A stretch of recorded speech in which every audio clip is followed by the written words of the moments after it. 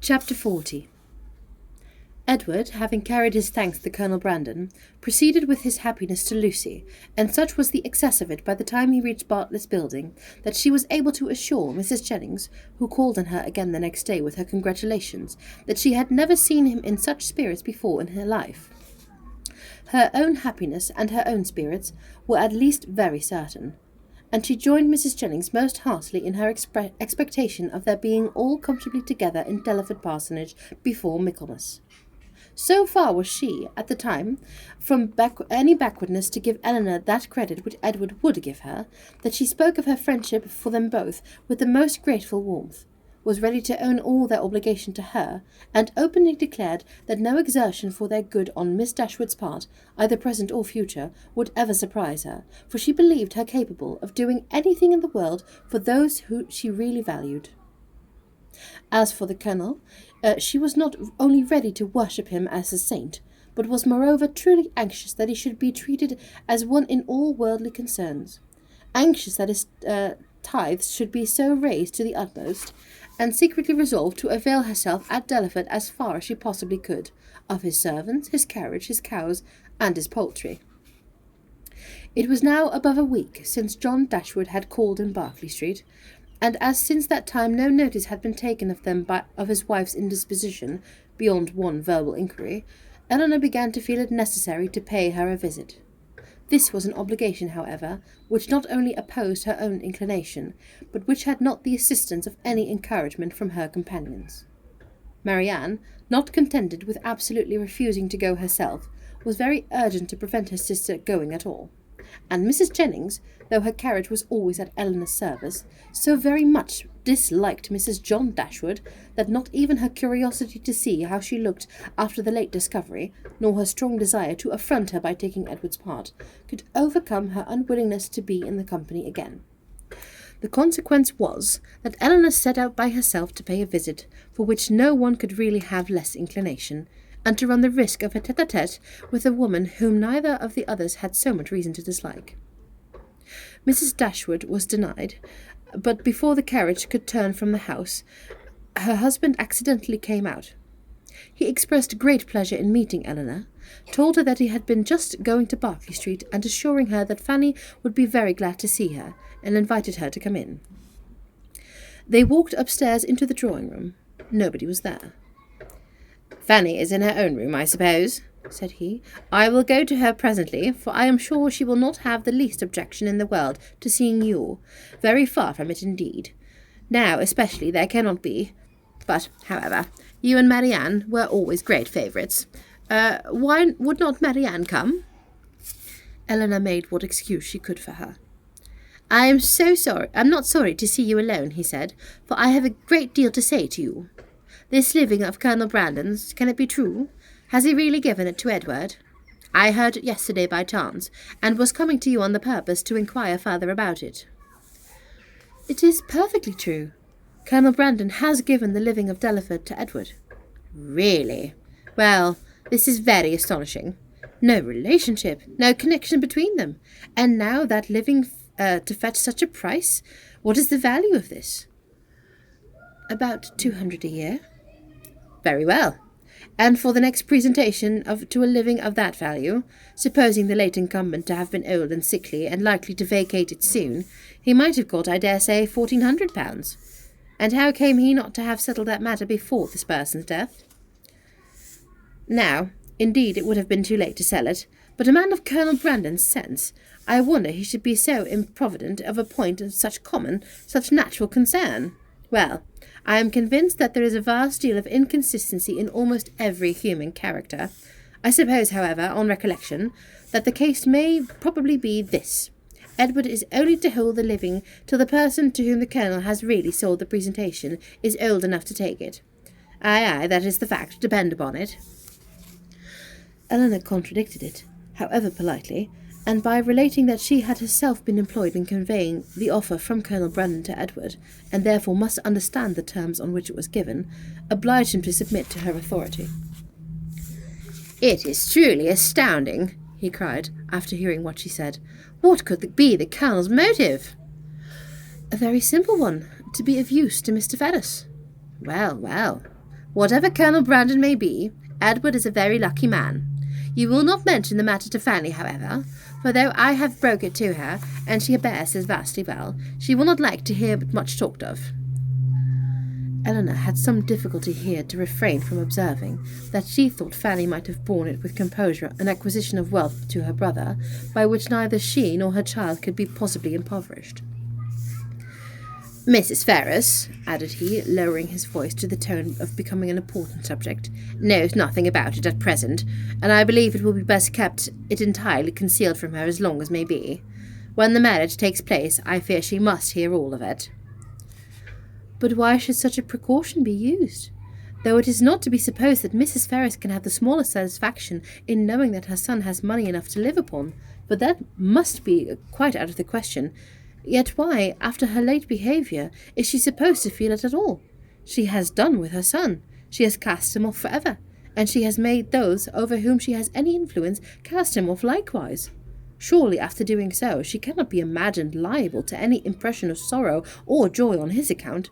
She cannot be interested in anything that befalls him. She would not be so weak as to throw away the comfort of a child, and yet retain the anxiety of a parent? Ah, Eleanor, said John, your reasoning is very good, but it is founded on ignorance of human nature.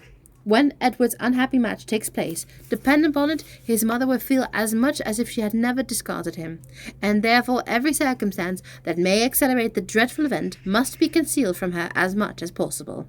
Mrs. Ferrars can never forget that Edward is her son. You surprise me. I should think it must nearly have escaped her memory by this time. You wrong her exceedingly. Mrs. Ferrars is one of the most affectionate mothers in the world. Eleanor was silent. We think now, said Mr. Dashwood, after a short pause, of Robert's marrying Mrs. Morton. Eleanor, smiling at the grave and decisive importance of her brother's tone, calmly replied, The lady, I suppose, has no choice in the affair? Choice? How do you mean? I only mean that I suppose from your manner of speaking it must be the same to Miss Morton whether she marries Edward or Robert. Well, certainly there can be no difference, for Robert will now, to all intents and purposes, be considered as the eldest son, and as to anything else, they are both very agreeable young men. I do not know that one is superior to the other. Eleanor said no more, and John was for a short time silent. His reflection ended thus.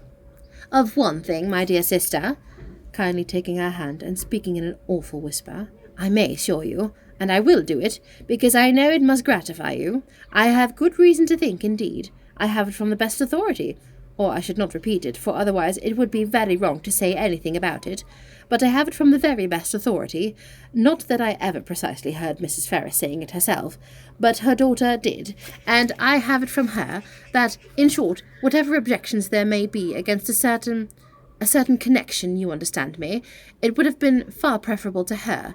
It would not have given her half the vexation that this does. I was exceedingly pleased to hear that Mrs. Ferrars considered it in that light, a very gratifying circumstance, you know, to us all. It would have been beyond comparison, she said, that the least evil of the two, and she would be glad to compound now for nothing worse. But, however, all this is quite out of the question, not to be thought of or mentioned, as to any attachment, you know. It could never be, and all that is gone by. But I thought I would just tell you of this, because I knew how much it must please you. Not that you have any reason to regret, my dear Eleanor. There is no doubt of you doing exceedingly well, quite well, or perhaps better, all things considered. Has Colonel Brandon been with you lately? Eleanor had heard enough, if not to gratify her vanity, and raise her self-importance, to agitate her nerves, and fill her mind, and she was therefore glad to be spared from the necessity of saying much in reply herself, and from the danger of hearing anything more from her brother, by the entrance of Mr. Robert Ferrars.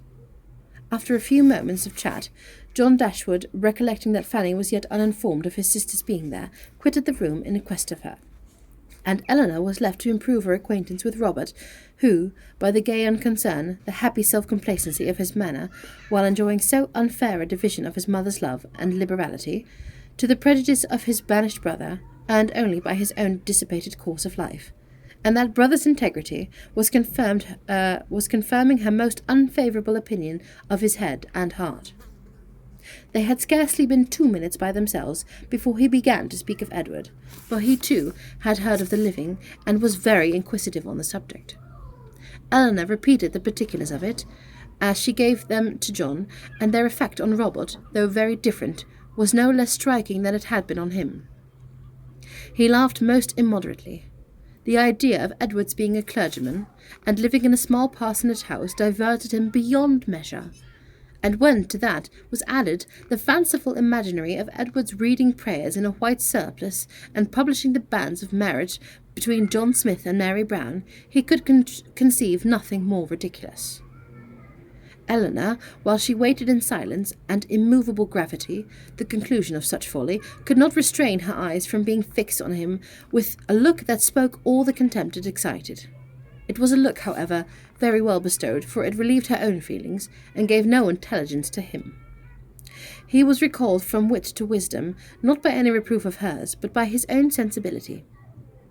"We may treat it as a joke," said he at last, recovering from the affected laugh which he had considerably lengthened out the genuine gaiety of the moment. "But, upon my soul, it is a most serious business, poor Edward. He is ruined for ever. I am extremely sorry for it, for I know him to be a very good-hearted creature, as well-meaning a fellow, perhaps, as any in the world. You must not judge of him, Miss Dashwood, from your slight acquaintance. Poor Edward! His manners are certainly not the happiest in nature, but we are not all born, you know, with the same powers, the same address. Poor fellow! To see him in a circle of strangers, to be sure it was pitiable enough, but upon my soul, I believe he has a good heart as any in the kingdom, and I declare and protest to you I was never so shocked in my life as when it all burst forth. I could not believe it. My mother was the first person who he told me of it, and I feeling myself called on to act with any resolution, immediately said to her, 'My dear madam, I do not know you may intend to do on the occasion, but as for myself, I must say that if Edward does marry this young woman, I will never see him again.' That was what I said immediately. It was most uncommonly shocked indeed. Poor Edward! He has done for himself completely, shut himself for ever from all decent society. But as I directly said to my mother, I am not in the least surprised at it.